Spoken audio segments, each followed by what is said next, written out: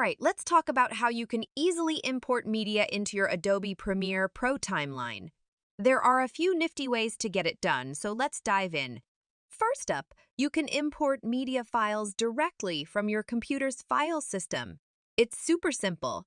Just open up your Explorer window if you're on Windows or Finder window if you're on Mac, and select the media files you want to import.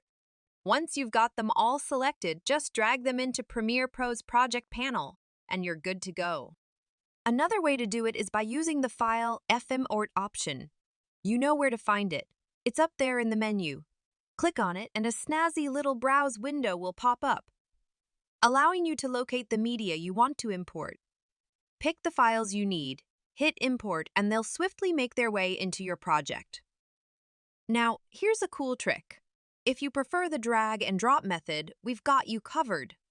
Open your Explorer window or Finder window again, find your media files, and this time, drag them right into the project panel in Premiere Pro.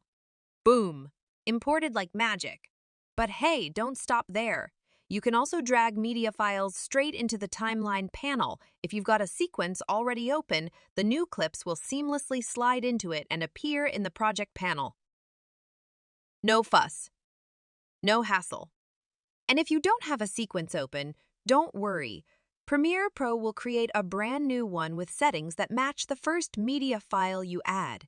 It's like it knows exactly what you need. Oh, and here's a little time-saving gem.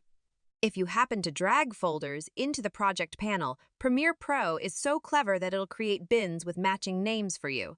So organized, right? So there you have it. A bunch of easy-peasy ways to import your media into Adobe Premiere Pro.